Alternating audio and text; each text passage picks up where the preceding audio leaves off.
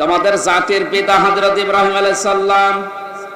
কোরআনের আয়াতকে বাদ দিয়ে জোর করে যারা জাতির পিতা দাঁড় করিয়েছিলেন, একটা আওয়াজ দাঁড়িয়ে নেই, সব মিশে গেছে। এমনকি এক্সপ্রেসওয়ের নাম পর্যন্ত জনগণ এখন পাল্টিয়ে দিয়েছে জাতির পিতা ইব্রাহিম আলাইহিস সালাম এক্সপ্রেসওয়ে। খাবার পাশ দিয়ে একটা রোড গেছে, ইব্রাহিম খলিলুল্লাহ রোড।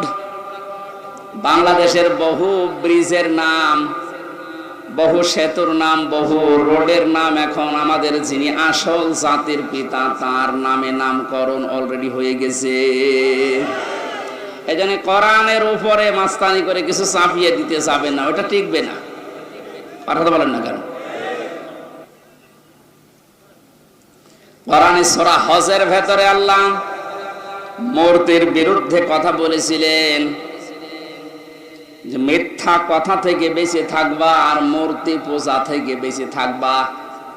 অথচ সেইটা জাতির উপরে মুশরিকদের কথা মতো অনেকেই চাপিয়ে দিয়ে মনে করেছিল অমর হয়ে যাবে। আমার তো এখন মনে হচ্ছে যত টাকা খরচ হয়েছিল এই ভুয়া জাতির পিতার জন্য, সব টাকাগুলো এখন পানিতে ফেলেছে।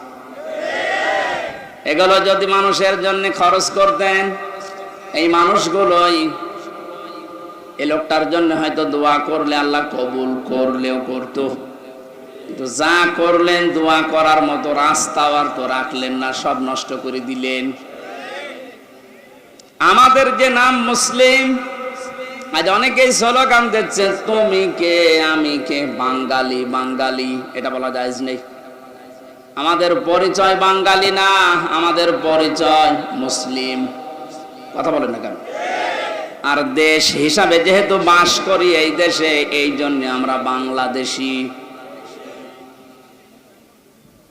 এই শব্দটাকে আমি বানালাম। কোরআনে কারিমে আল্লাহ যে আয়াতের মাঝের অংশে জানিয়েছেন হুয়া সাম্মাকুমুল মুসলিমিন, এই যে হুয়া এর ফাইল বা কর্তা হযরত ইব্রাহিম নবী। আমাদের যিনি জাতির পিতা তিনি আমাদের নাম দিয়েছেন যে তোমরা মুসলিম জাতি হিসাবে তোমাদের নাম আমি মুসলমান, এটা রাখলাম। বলেন সুবহানাল্লাহ। আমার ভাইরা, এখান থেকে যে মাসলাটা বের হয়, মা বোনেরা যারা বিভিন্ন জায়গায় বসে শুনতেছেন, আপনারও এখানে একটা দায়িত্ব বের হয়। মার বাবা হিসাবে দায়িত্ব হচ্ছে সন্তান হওয়ার পরে মা বাবার প্রথম দায়িত্ব হচ্ছে তার একটা অর্থবোধক ইসলামী সুন্দর নাম রাখা।